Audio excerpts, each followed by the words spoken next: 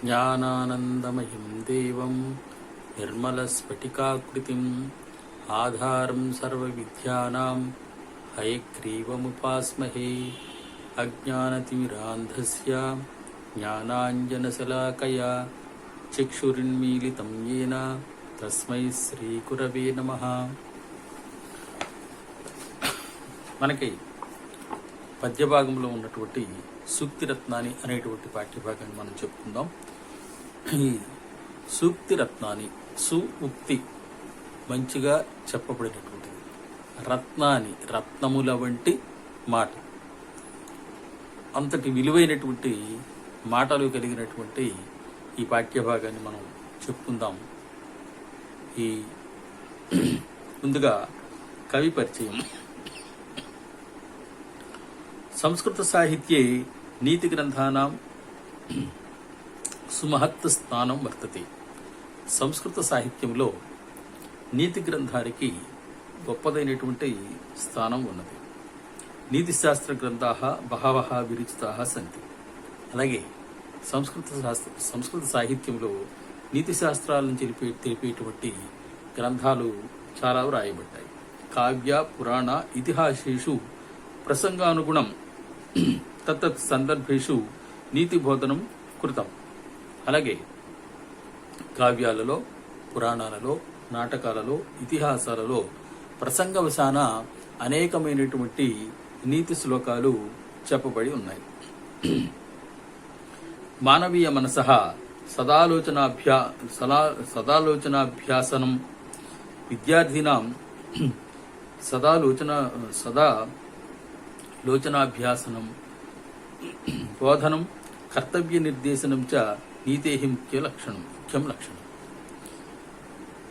మానవీయ మనసః, మానవుల యొక్క మనస్సు సదాలోచనాభ్యాసనం, మంచి మార్గంలో నడవాలి, మంచిని ఆలోచించాలి, మంచిని చూడాలి అని చెప్పేటువంటిది. బోధనం కర్తవ్య నిర్దేశనం చ నీతేః. ఈ నీతి యొక్క కర్తవ్య నిర్దేశనం ఏంటంటే అది మనకి బోధించటం, సరైనటువంటి మార్గంలో మనల్ని పయనింప చేయటం చేస్తాయి ఈ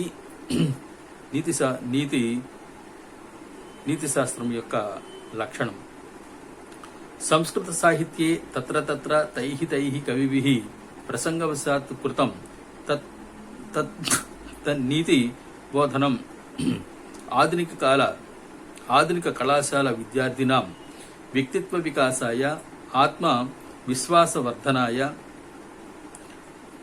నిర్ణయ స్వీకరణాయ, అనుష్ఠానాయ, మానవీయ ప్రమాణానాం అవగతనాయ, అభ్యాసనాయ చ బహు ఉపకరోతి ఇతి మత్వా ప్రకీర్ణతయా స్థితాః కేచన శ్లోకాః అత్ర ప్రస్తుతాః.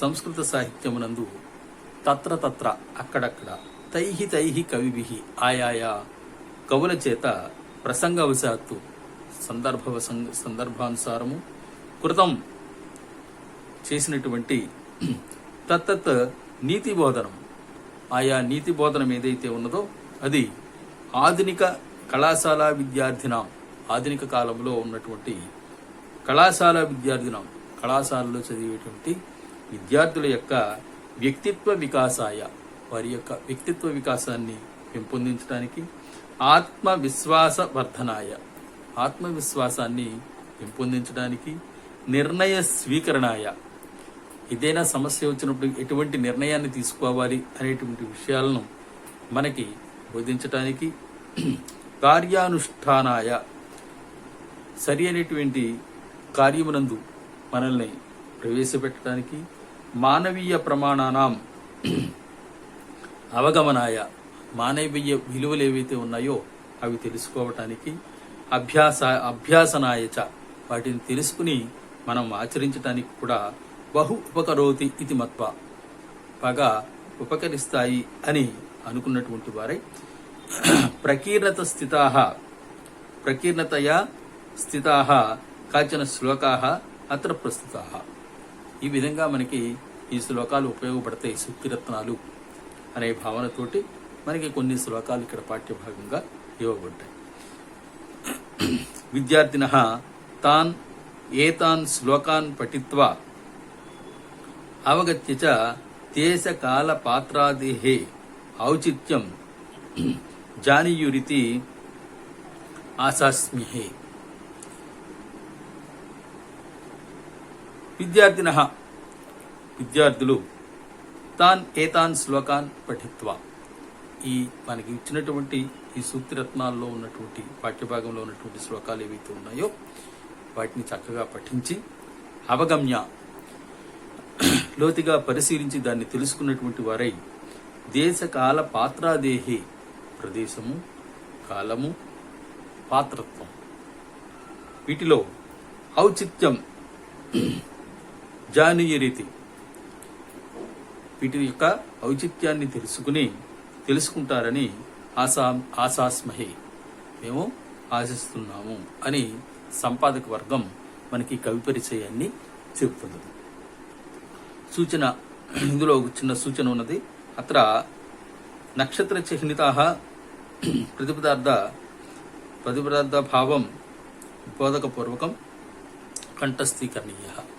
ఇందులో మనకి స్టార్ మార్క్ పెట్టినటువంటి శ్లోకాలు ఏవైతే ఉన్నాయో అవి కంఠస్థం చెయ్యాలి. ప్రతిపదార్థానికి ఆ శ్లోకాలు ఇవ్వబడతాయి. ఇది కవి పరిచయం.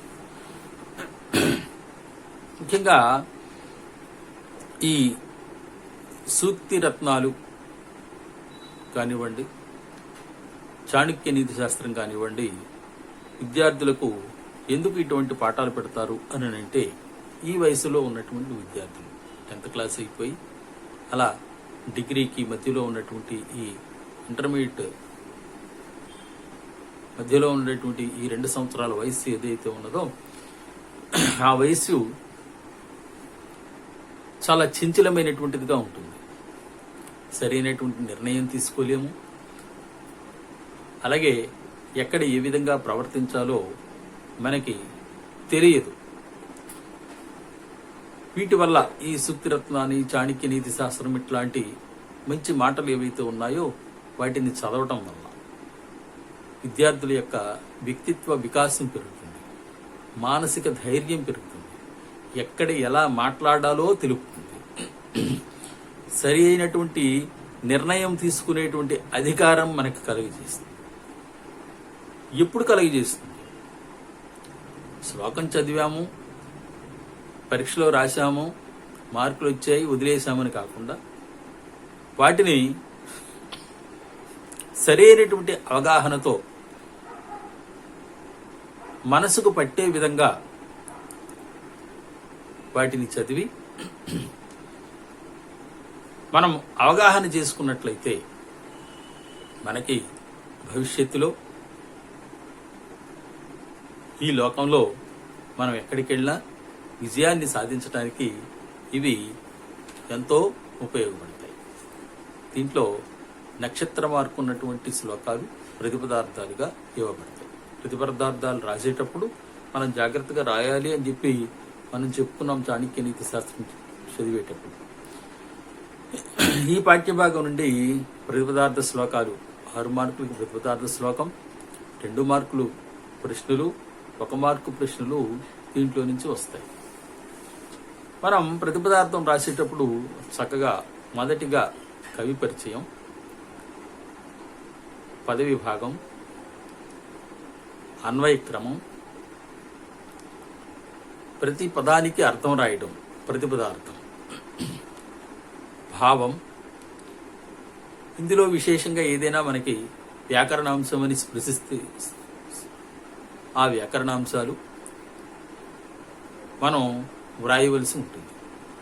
ఇది పోటీ ప్రపంచం కాబట్టి ఎవరు బాగా రాస్తే వాళ్ళకి 6 మార్కులు రావడానికి అవకాశం ఉంటుంది. పదవి భాగం అంటే తెలుసు. అన్వయక్రమం అంటే ఏమిటి? ప్రతిపదార్థం రాసినప్పుడు ఒక పదం కింద ఇంకో పదం రాస్తూ ఉంటాం. అలాగా సంస్కృత పదాలు ఏ ఆర్డర్లో అయితే రాస్తామో అదే ఆర్డర్ని ఆ ప్రతిపదార్థంలో రాసినటువంటి ఆర్డర్ ఏదైతే ఉన్నదో అది అన్వయక్రమంలో ఒకదాని పక్కన ఒకటి రాస్తాం. అంటే అది వరుసగా చదివితే దాని యొక్క భావం మనకి అర్థం కావాలి. శ్లోకం రాసేటప్పుడు గణాలు వేసుకోవడానికి శ్లోకంలో ఎక్కడైనా పదాన్ని ఉపయోగించవచ్చు. కానీ అన్వయ క్రమానికి వచ్చేసరికి ఆ వాక్యం సరైనటువంటి వాక్యంగా రావాలి.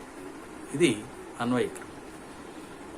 కాబట్టి మనం నేర్చుకునేటువంటి పద్ధతిలోనే జాగ్రత్తగా నేర్చుకోవాలి. రాసేటప్పుడు కూడా అంతే జాగ్రత్తగా తగు జాగ్రత్తలు మనం రాయాలి. ఇక పాఠ్య భాగాన్ని ప్రారంభించుకుందాం. ప్రథమేనార్జిత విద్యా ద్వితీయేనార్జితం ధనం తృతీయేనార్జితం పుణ్యం చతుర్థం కిం కరిష్యతి.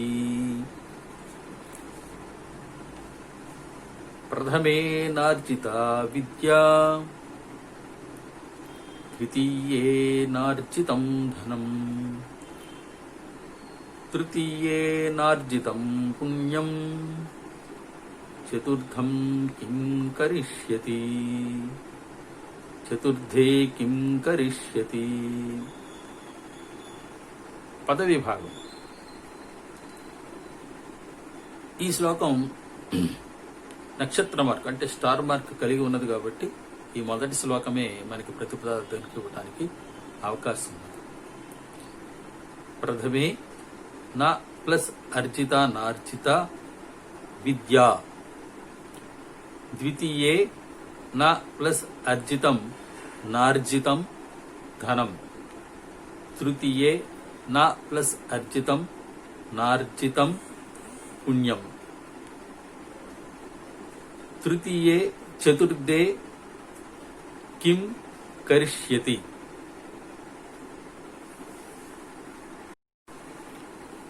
మరొకసారి చూడండి.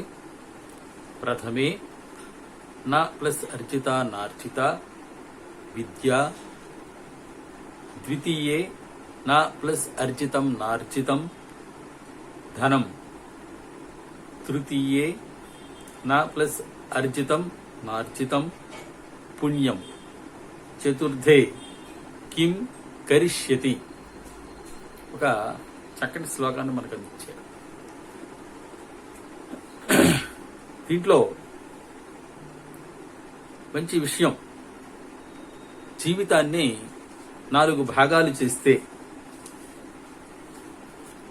జీవితం 100 సంవత్సరాలు బ్రతుకుతాము అని మనం అనుకున్నట్లయితే, మన జీవితాన్ని 4 భాగాలుగా చేసినట్లయితే ఏ ఏ భాగంలో మనం ఏమి చెయ్యాలి అనేటువంటి విషయాన్ని చెప్తున్నాడు. ఒకవేళ చెయ్యకపోతే వచ్చేటువంటి ఇక చివరి భాగంలో మనం ఏం చేయగలం అని చెప్తున్నాడు. సహజంగా మనకు తెలుసు, మొదటి 5 సంవత్సరాలు తీసేస్తే బాల్యంలో, పుట్టిన తర్వాత ఒక 5 సంవత్సరాలు బాల్యం కనుక తీసేసినట్లయితే తర్వాత వచ్చేటువంటి 20 సంవత్సరాలు మనం విద్యకు వెచ్చిస్తాం, చదువుకోవడానికి. అటు పిమ్మట వచ్చేటువంటి 25 సంవత్సరాలు మనం నేర్చుకున్నటువంటి విద్యతో ధనాన్ని సంపాదించడానికి ప్రయత్నం చేస్తాం. ఇక 3వ భాగం తర్వాత 25 సంవత్సరాలు మనం పుణ్యం సంపాదించడానికి ప్రయత్నం చేస్తాం. ఒకవేళ ఈ 75 సంవత్సరాలు కూడా మనం ఏమీ చేయలేకపోతే ఇక చివరి 25 సంవత్సరాలు నీవేమి చేస్తావు అని కవి ప్రశ్నిస్తున్నాడు. జ్ఞాపదేశంగా మనం ఈ విధంగా చెయ్యాలి అని మనకి ఉద్బోధ చేస్తూ ఉన్నాడు.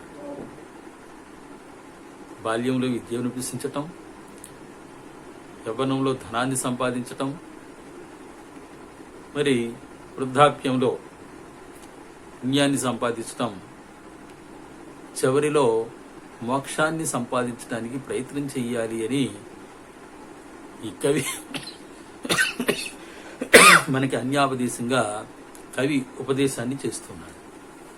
అదే విషయాన్ని ఇక్కడ చెప్తున్నాడు. చూడండి. ప్రథమే బాల్యమునందు విద్య నా అర్జితం సంపాదించలేదు. బాల్యంలో విద్య సంపాదించలేదు. ద్వితీయే యవ్వనమునందు ధనం నా అర్జితం, ధనమును నా అర్జితం సంపాదించలేదు. తృతీయే ముసలితనములో పుణ్యమును నా అర్జితం సంపాదించలేదు. చతుర్థే 4వ దశ అయినటువంటి చివరి దశలో కిం కరిష్యతి, ఏమి చేయగలడు. బాల్యంలో విద్యను సంపాదించలేదు, యవ్వనంలో ధనాన్ని సంపాదించలేదు, వార్ధక్యంలో పుణ్యాన్ని సంపాదించలేదు. మరి చివరిది 4వది అయినటువంటి దశ ఏదైతే ఉన్నదో ఆ దశలో ఏమి చెయ్యగలడు అని ప్రశ్నిస్తుంది.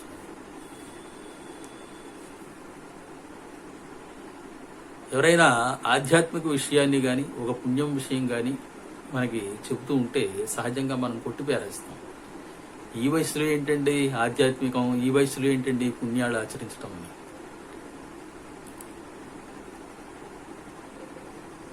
దాన ధర్మాలు చేయటం కానీ పుణ్యాన్ని ఆచరించడం కానీ ఏదైనా ఒక దేవస్థానానికి కానీ లేదా ఎక్కడికి కానీ వెళ్ళడానికి దానికి వయస్సు నిమిత్తం లేదు. ఎందువల్ల అంటే క్షణికమైనటువంటిది ఈ జీవితం, క్షణభంగురం అని అంటాం. నీటి బుడగ లాంటిది, ఎప్పుడు పేలిపోతుందో తెలియదు. కాబట్టి ధర్మాన్ని ఎప్పుడు ఆచరించాలి అని అంటే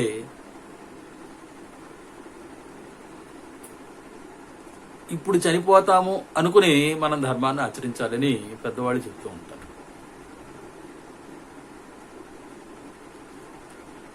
కాబట్టే బాల్యంలో ప్రథమ వయసు, బాల్యంలో చక్కటి విద్యను అభ్యసించటం, యవ్వనములో మంచి శక్తి, శరీర దారుఢ్యం కలిగిన నాడు ధనాన్ని సంపాదించటం, వార్ధక్యంలో పుణ్యాన్ని సంపాదించటం. ఇంకా అలా కనుక చేసినట్లయితే చతుర్థే ముసలితనంలో 4వదైనటువంటి చివరి భాగంలో వాడు చక్కటి మోక్షాన్ని పొందటానికి అర్హుడవుతాడు అనేటువంటి విషయం మనకి ఈ శ్లోకం ద్వారా తెలుస్తుంది. మరొకసారి చూడండి. ప్రథమేనార్జితం విద్యా, ప్రథమేనార్జిత విద్యా, ద్వితీయేనార్జితం ధనం, తృతీయేనార్జితం పుణ్యం, చతుర్థే కిం కరిష్యతి. ప్రథమ వయసునందు బాల్యమునందు నా విద్యా నా అర్జితం, విద్య నా అర్జితం సంపాదించకపోవడం. ద్వితీయే యవ్వనమునందు ధనమును నా అర్జితం సంపాదించబడకపోవడం. తృతీయే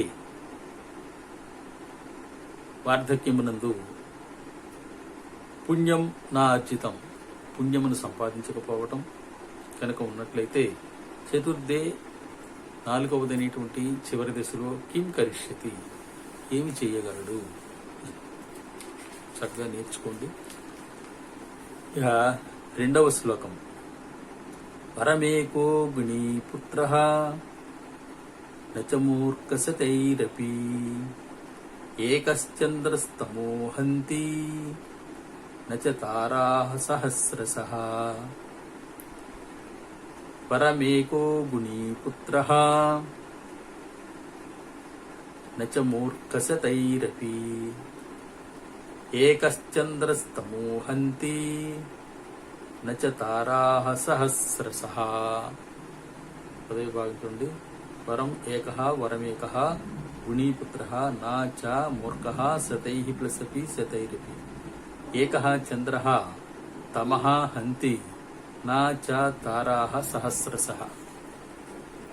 చక్కగా ఈ శ్లోకంలో చెప్తున్నాడు, గుణవంతుడైనటువంటి పుత్రుడు ఒకడు చాలు, వేలకు వేలు పుత్రులు ఎందుకు అని. దానికి ఒక ఉదాహరణ కూడా చెప్తున్నాడు. రాత్రి అవగానే చీకటి పడుతుంది. చీకటి పడినప్పుడు వెలుతురు కావాలి అని అంటే అనేకమైనటువంటి నక్షత్రాలు ఆకాశంలో ఉంటాయి. దానివల్ల ఏమైనా ప్రయోజనం ఉందా అంటే ఎటువంటి ప్రయోజనము లేదు. కానీ ఒకే ఒక్క చంద్రుడు కనుక ఆకాశంలో కనుక వచ్చినట్లయితే ఆ చంద్రుడి యొక్క వెలుగు వల్ల మనకి ఎంతో ప్రయోజనం. చంద్రుడు వంటి గుణవంతుడైనటువంటి ఒక కుమారుడు చాలు.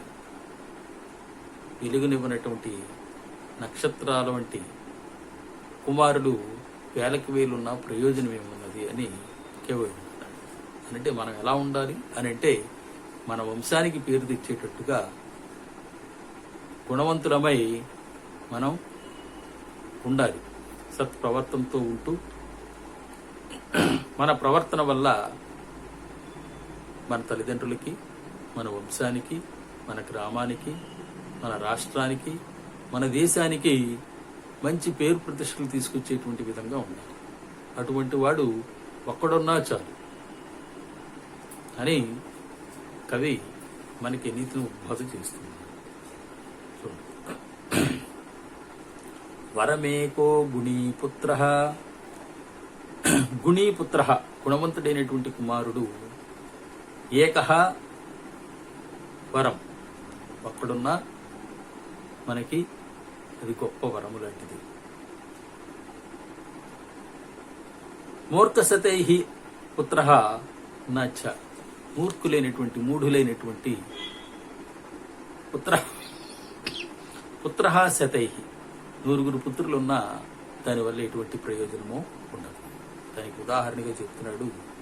ఏకశ్చంద్ర తమహ హంతి, ఆకాశంలో ఉండేటువంటి ఏకహ చంద్ర, ఒకే ఒక చంద్రుడు ఉన్నప్పటికీ కూడా రాత్రిపూట తమహ అంతి చీకటిని పారద్రోలుతాడు. సహస్ర తారాహ కిం, సహస్రశః తారాహ ఏలక వేలు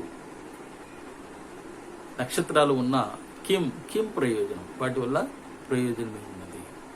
కాబట్టి గుణవంతుడైనటువంటి ఒక కుమారుడు ఉన్నా చాలు వంశాన్ని వృద్ధిని తీసుకురావడానికి. దుర్మార్గులైనటువంటి కుమారులు 9 ఉన్నా వారితో పని ఉంది. రాత్రిపూట చీకటిని పారద్రోలడానికి ఒక్క చంద్రుడు ఉంటే చాలు, లక్షల కొద్ది నక్షత్రాలున్న ప్రయోజనం ఏమున్నది అని అంటాడు కవి. వరమేకో గుణీపుత్ర నచ మూర్ఖసతైరపి, ఏకశ్చంద్ర తమోహంతి నచ తారాహ సహస్రశః. కదా, మహాభారతాన్ని కనుక మనం చూసినట్లయితే పాండవపుత్రులు 5, కౌరవులు 100 మంది. గుణవంతులైనటువంటి పాండుపుత్రులు ఆ వంశానికి కీర్తిని తెచ్చారు. కానీ దుర్మార్గులైనటువంటి అభిమానవంతులైనటువంటి 9 కుమారులు ఉన్నటువంటి కురువంశం సమూలంగా నాశనము కాబడింది. వారి గుణాల వల్ల, దుర్మార్గ గుణాలే వాళ్ళని నాశనం చేస్తుంది. కాబట్టి మనం గుణవంతులు గనక అయినట్లయితే మన వంశానికి చక్కటి కీర్తి ప్రతిష్టలు వస్తాయి. తర్వాత 3వ శ్లోకం. ఈ శ్లోకంలో కూడా స్టార్ మార్క్ ఉన్నది కాబట్టి ఇది కూడా ప్రతిపదార్థానికి వస్తుంది. జాగ్రత్తగా దీన్ని చదువుకోండి. ఉద్యమం సాహసం ధైర్యం బుద్ధిశక్తి పరాక్రమః షడేతే యత్ర వర్తంతే తత్ర దేవః సహాయకృత్. ఉద్యమం సాహసం ధైర్యం బుద్ధిశక్తి పరాక్రమః షడేతే యత్ర వర్తంతే తత్ర దేవః సహాయకృత్. ఒకసారి పదవిభాగం చూడండి. ఉద్యమం, సాహసం, ధైర్యం, బుద్ధి, శక్తి, పరాక్రమ. షట్ ప్లస్ ఏతే షడేతే ఎత్ర వర్తంతే తత్ర దేవః సహాయకృత్. దేవః సహాయకృత్.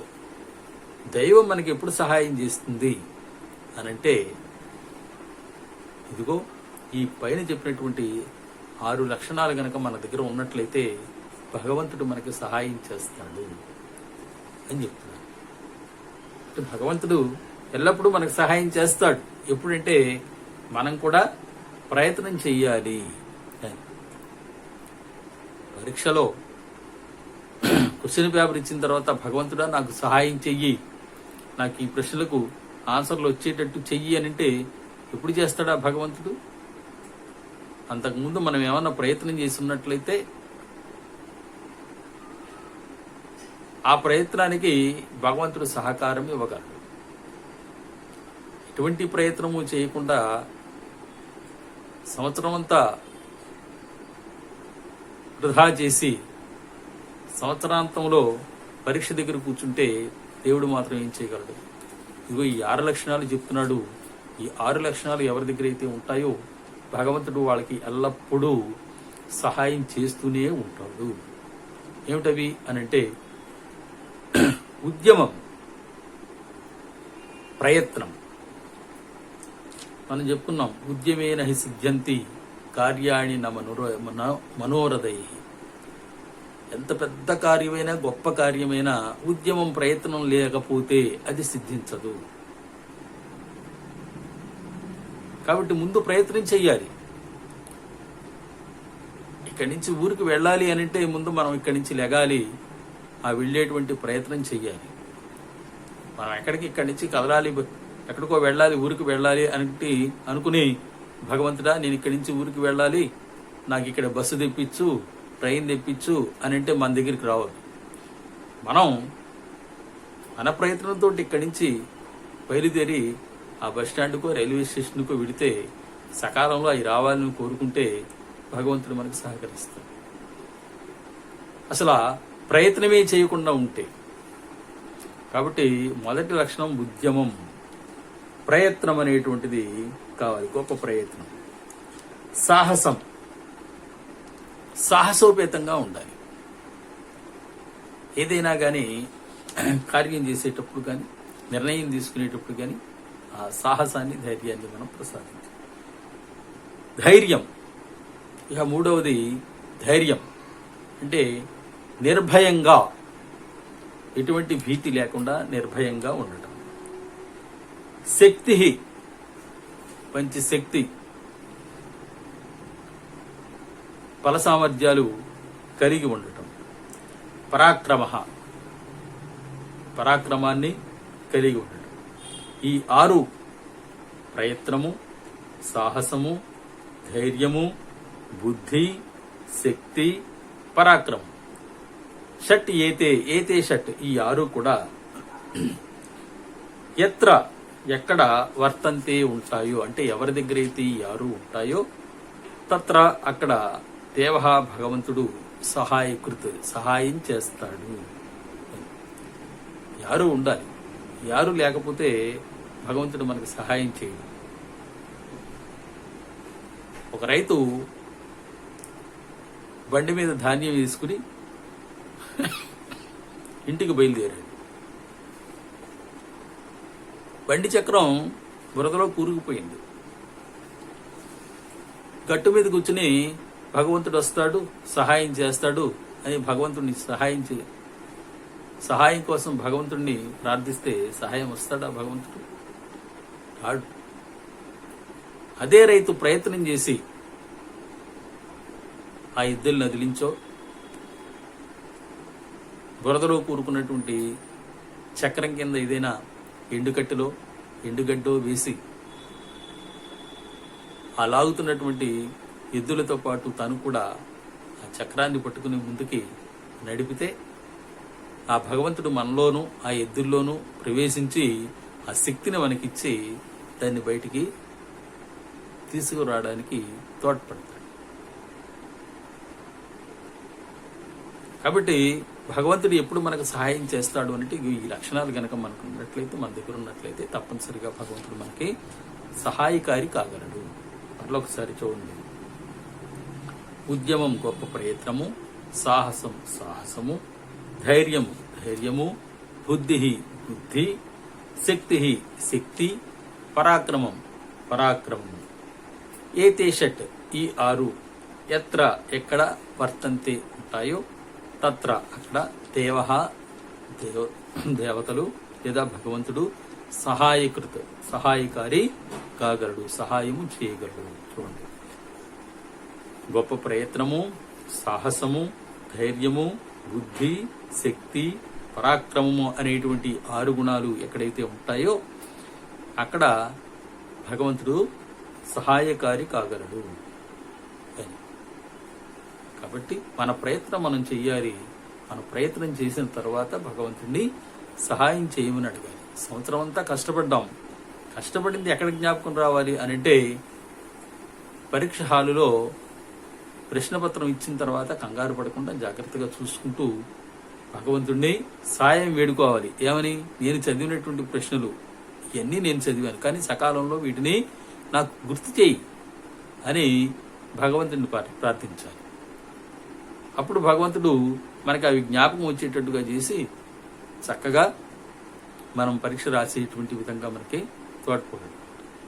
కాబట్టి ఈ విధంగా మనం ఈ శ్లోకంలోని భావాన్ని మనసుకు పెట్టించుకోవాలి. ఉద్యమం సాహసం ధైర్యం బుద్ధిశక్తి పరాక్రమః షడేతే ఎత్ర వర్తంతే తత్ర దేవః సహాయకృత్.